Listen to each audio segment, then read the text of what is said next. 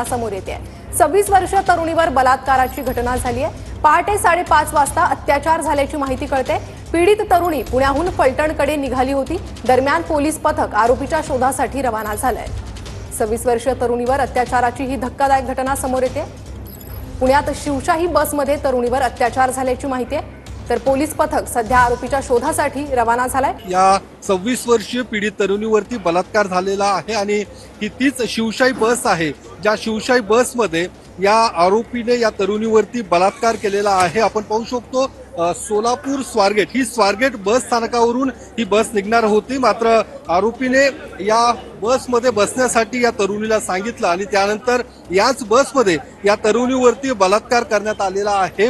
आरोपी अद्यापही फरार आहे। ही जी तरुणी आहे ही पुण्याहून फलटणकडे जाणार होती, मात्र त्यापूर्वी या जेव्हा आरोपीला या तरुणीने फलटणकडे जाणाऱ्या बसची माहिती विचारली, त्यावेळी या आरोपीने या बसमध्ये या तरुणीला बसायला सांगितलं। त्या बसमध्ये लाईट्स बंद होते।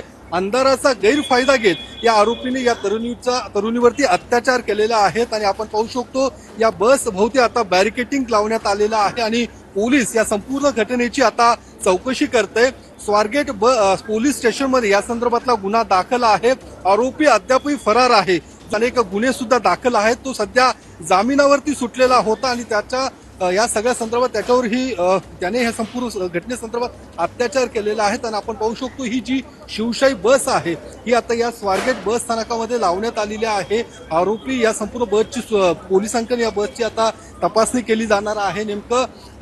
काय नेमका उद्देश होता, या ज्या पद्धतीने आरोपीने या तरुणीवरती जो अत्याचार केलेला आहे, अतिशय पीडित तरुणीवरती बलात्कार करण्यात आलेला आहे। आपण पाहू शकतो ही बस आता पोलिसांनी या ठिकाणी बॅरिकेटिंग लावून थांबवलेली आहे आणि कारण पुढील चौकशीसाठी या बसची देखील तपासणी केली जाणार आहे। नेमकं कुठे हा बलात्कार झालेला आहे, कारण फलाट क्रमांक 22 वरती ही तरुणी उभी होती, ज्यावेळी तिला पहाटे 5:30 वाजताच्या सुमारास फलटणकडे रवाना व्हायचं होतं। मात्र त्यावेळी या तरुणीने जेव्हा आरोपीकडे माहिती विचारली की फलटणकडे जाणारी बस नेमकी कोणती आहे, त्यावेळी या आरोपीने या बसमध्ये बसण्यासाठी या तरुणीला सांगितलं। त्यानंतर त्या तरुणीच्या पाठीमागे येऊन या तरुणीवरती या आरोपीने अत्याचार केलेला आहे आणि त्या ठिकाणावरून